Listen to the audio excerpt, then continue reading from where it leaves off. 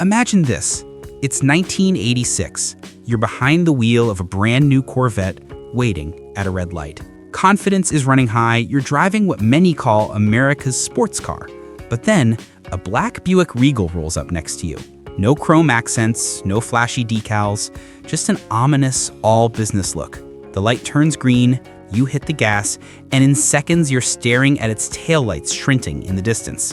What just happened? You've been humbled by a Buick. Not a big V8 monster, but a 6-cylinder Buick. That car was the Buick Grand National, powered by a turbocharged 3.8-liter V6, an engine that rewrote the rules of performance in the 1980s. This is the story of how a mid-sized Buick embarrassed some of the most celebrated V8 muscle cars and even held its own against exotics like Ferraris and Lamborghinis. To understand how this dark horse came to life, we need to rewind to the late 1970s, a grim era for American performance cars. The muscle car boom of the 1960s and early 1970s had collapsed under the weight of emissions regulations, rising fuel prices, and sky-high insurance premiums. Performance numbers plummeted. In fact, the 1978 Corvette, despite its V8 heritage, struggled with just 185 horsepower. Things had gotten so bad that even official pace cars at major races often needed heavy modifications just to keep up with the pack. At the same time, federal corporate average fuel economy standards, or CAFE, were forcing automakers to meet stricter efficiency targets, 27.5 miles per gallon by the mid-1980s. Most manufacturers responded by downsizing engines and dialing back horsepower, making cars less exciting in the process. But Buick's engineers saw an opportunity. Instead of killing performance, what if they could use technology to squeeze more power out of smaller engines? That vision started taking shape in 1976 when Buick experimented with adding a turbocharger to their long-standing 3.8-liter V6, an engine originally developed in the early 1960s. The idea was simple, but daring. Forced induction could make a modest V6 perform like a big V8 while still meeting emissions and fuel efficiency demands. By 1978, the first production turbo V6 appeared, rated at 165 horsepower, respectable for its time, though far from groundbreaking. Buick slotted it into cars like the Regal, Century, and LeSabre, treating it more as a tech experiment than a performance weapon. Then in 1982, Buick made a bold marketing move. Riding high on its recent NASCAR Manufacturers Cup wins, the company revived the Grand National name, a title long associated with stock car racing. The first Grand National edition was more show than go, with a special gray and silver paint scheme and limited production numbers. Under the hood, though, it carried the same 125 horsepower naturally aspirated V6 you could find in any everyday sedan. The looks were menacing, but the performance wasn't. Still, the seed had been planted. Buick's engineers knew the turbo V6 had untapped potential, and by 1984, management finally gave the green light to unleash a true performance car. That year, the Grand National returned, this time with a turbocharged 3.8-liter V6 delivering 200 horsepower and 300 pound-feet of torque.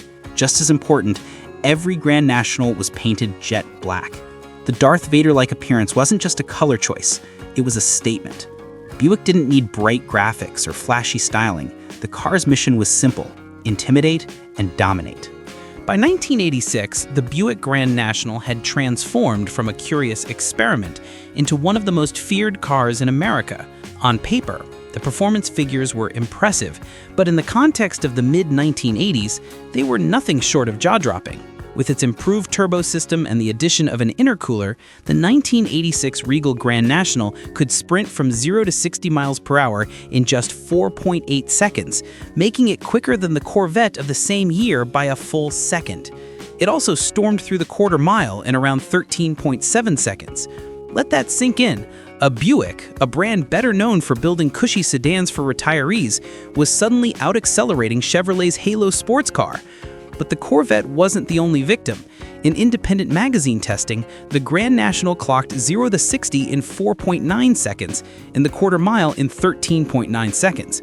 That made it quicker than the 1986 Ferrari 412, and even more shocking, faster than the Lamborghini Countach, the dream poster car of the decade. And unlike those Italian exotics, you could walk into a Buick dealership, finance it through GMAC, and service it at the same place your parents took their family LeSabre. performance suddenly became attainable, and exotic car owners had to swallow the bitter truth that their six-figure machines could be humbled by a black Buick Regal. Even more remarkable was how the Grand National delivered this performance. Most American V8s of the era needed high revs to make their power. The turbocharged V6, however, was a torque monster. Its broad torque band meant brutal acceleration at real-world speeds. From a rolling 30 miles per hour punch, the car could unleash a surge so violent it pinned passengers to their seats and left competitors stunned. And because of its understated looks, essentially a boxy Regal coupe with blacked-out trim, the Grand National had the element of surprise. Corvette drivers might strut, Camaro owners might rev loudly at stoplights, but the Buick didn't need theatrics. Its quiet menace made its victories all the more humiliating for those who underestimated it. The automotive press, usually skeptical of Buick's performance claims, had no choice but to admit they were witnessing something extraordinary. Car and Driver called its acceleration shocking. Motor Trend compared it favorably against European exotics. For once, Buick had a genuine performance car that was not only competitive, but dominant. And then, just when it seemed like Buick had reached the ceiling of what its turbo V6 could do, they decided to raise the stakes. Enter the GNX, Grand National Experimental, unveiled in 1987 as the ultimate send-off for the platform. Officially, the GNX's 3.8-liter turbo V6 was rated at 276 horsepower and 360 pound-feet of torque, but those numbers were deliberately understated. In reality, most experts and testers estimated the car was making closer to 300 horsepower thanks to extensive development done in partnership with McLaren Performance Technologies. Yes, that McLaren, the same engineering powerhouse building Formula One engines and high-end supercars. McLaren's upgrades were thorough: a larger Garrett turbocharger, a ceramic impeller for quicker spool-up, more efficient intercooler, freer-flowing exhaust, and a recalibrated engine management system. The 4-speed turbo-hydromatic 204R transmission was reinforced to handle the added torque, and the rear axle was fitted with a more aggressive 3.42 ratio for blistering acceleration. The suspension, too, was extensively reworked, with stiffer springs, upgraded shocks, and performance-oriented bushings. Buick even fitted unique 16-inch black mesh wheels with sticky Goodyear tires to maximize grip. The results were astonishing. Independent tests recorded the GNX running 0 to 60 in around 4.7 to 4.9 seconds, and the quarter mile in 13.5 seconds at nearly 102 miles per hour. Performance that put it ahead of the Corvette, quicker than most Ferraris sold in the US at the time, and even capable of keeping up with Porsche's 911 Turbo. For perspective, this was 1987, when most American V8 muscle cars struggled to break into the high 14s. The GNX wasn't just fast for a Buick, it was one of the fastest production cars on sale in America. Period. But the Grand National story wasn't confined to the street.